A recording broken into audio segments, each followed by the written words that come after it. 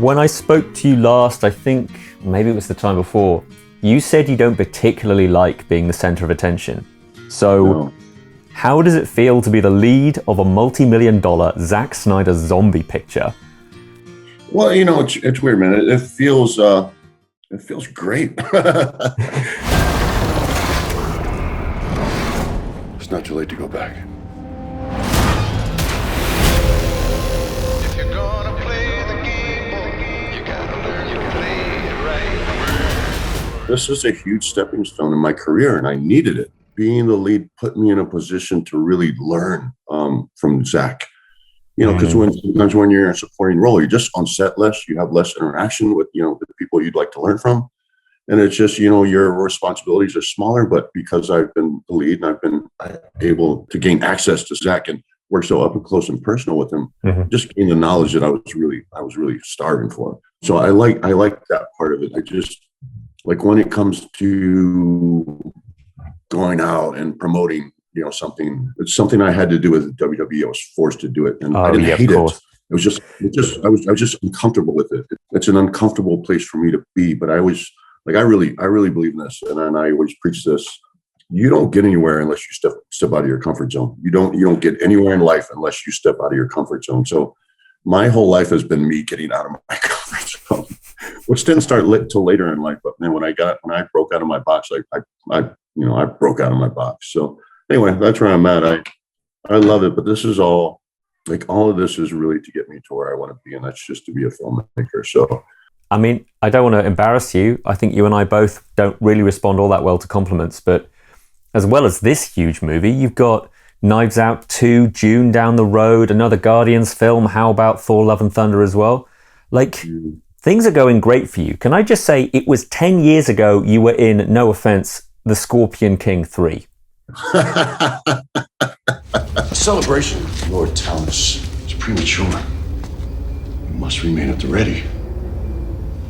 The only thing that you must do is obey me, slave. This is it, man. How does it feel to be I don't know? it feels good. I don't often reflect. I don't know. It's just not the way I process things. But you say something like that. I remember going back to those days when I did that film. I knew it wasn't the best role, but at that time I needed experience and I needed it fast. And so I really took that, I milked everything I could out of that experience. And I don't take it for granted, but it's been like that with every project because back then I was struggling, man. I couldn't get work, and I had a film coming up that was a huge opportunity for me. I really believe in stepping stones, and that was a huge stepping stone for me. Absolutely. As a fan, it's just, I know I have no reason to be proud, but I'm just so weirdly proud that you're now jumping across roulette tables with a machine gun, and there's amazing music playing, and there's a slow-mo spinning camera shot where you're all looking amazing in front of a horde of zombies. What was the biggest pinch me moment shooting Army of the Dead where you went, this is gonna look great? Oh man, there was a few of those scenes. I mean, there was more than a few of those days because there was such an interesting way that Zack shot. We used mostly 99% natural light. A lot of stuff that you couldn't see. I mean, I couldn't see with my eye, but then when I looked at a couple playbacks and looked through the camera, it was just stunning. And that was kind of the thing that really fascinated me about Zack. I will argue with people about this, and I don't think they have a legit argument if they disagree. But if you look at the common denominator with all of Zack's films, they're all just visually exceptional. And that was something I thought was really interesting about him as a filmmaker. He's just got an eye of an artist, and I wanted to kind of see him work and see his process and see if I could steal, a little bit of his, some of his tricks. But that's how we get better. We learn from people who are better than us and more educated than us. So there were more than a few of those days, and some of the shots were just so epic, and some of them, to be honest, I couldn't see, I couldn't visualize, I couldn't imagine because a lot, some of the stuff was post. They're not what you think they are. They're smarter. They're faster. They're organized.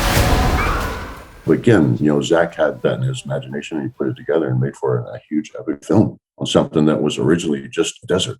Yeah, right. Crazy. And you've got a film here which has a zombie tiger in it. Where the police and military finally fail, Vegas' last stand. Whoa, whoa. Everybody be quiet. Did you hear that?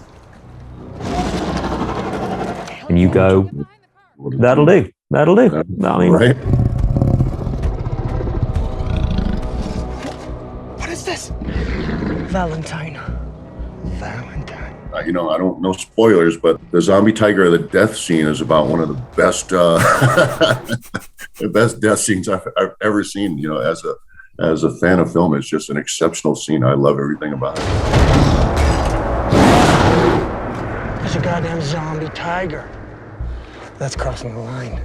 we've talked before about how people ask you for selfies, and obviously they shoot Drax lines at you all the time. His people are completely literal. Metaphors are gonna go over his head. Nothing goes over my head. My reflexes are too fast. I would catch it. If I ever met you in the street, or if I was at a Comic-Con, I'd quote your Mr Hinx line from Spectre. That would be my one. Shoot. But people might not get it, so that's I would get it. Enough of that.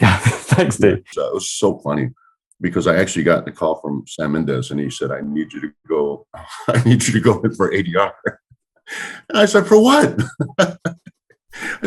I said one word, the whole movie.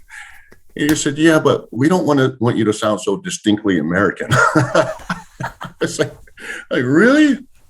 He's like, yeah, and we had a good laugh. And I had originally in that film there was a follow-up line from Daniel, and it was the greatest line ever, but I think they thought it was a little too campy, and they took it out. But it was after I said my one word in the film, James Bond looks at the camera and says, I thought he'd never shut up. And that was kind of the line, and they shot it, but they cut it out for some reason. Cowards. What do we do now? I was wondering if you had any stories of days gone by when people have ever talked to you dressed as you at a Comic-Con. Has that ever happened? Very few times. It's you don't get a lot of Draxes at comic conventions because it's he's not the easiest character to do. But it seems like a lot of guys, not every guy, but a lot of guys who got a little bit of muscle, sometimes maybe a little more chub than muscle, and that's a character you can be that guy. You don't have to look like a superhero because Drax is at the end of the day, Drax is just funny. Yeah, there's been a couple times. It's also I've had a couple of people come up to me with Drax tattoos, which is I can totally connect with. Like it doesn't freak me out at all because I disconnect myself from the character and just think about it as a fan because I've got fanboy tattoos, so I just get it, I love that. I mean, it must be surreal, but you're going, oh, that's so flattering. Is that really me? Yeah, amazing. Yeah, the first one I ever saw was this girl came up and she had a Drax tattoo on her thigh, and I didn't believe it was real. I thought it was like a stick-on, or I didn't know how to feel about it. It was a lot to process when somebody get your face tattooed on. So I'll leave you with this. I was speaking to your co-stars on Army of the Dead. We're talking Anna and Ella and that gang. And I asked them, what would you need to do to help your chances of becoming best friends with Dave Bautista? If I wanted to become best friends with Dave Bautista, how should I go about doing it? Great question. And these are their suggestions. Are you ready? Okay. One, and this is a big one, have a dog. Yes. Get a dog. Oh, yeah. Get a dog. Yeah. Yes. Get a dog. And then just casually bump into him at the dog park. Really going to help. Number two, have interesting tattoos. A lot of tattoos. And a lot of tattoos, yeah. I don't, not necessarily the tattoos. Like my best friend in the world, he's sitting right here with me, doesn't have a single tattoo. He's also never had like a drink in his life. He's like the straightest human being you'll ever meet.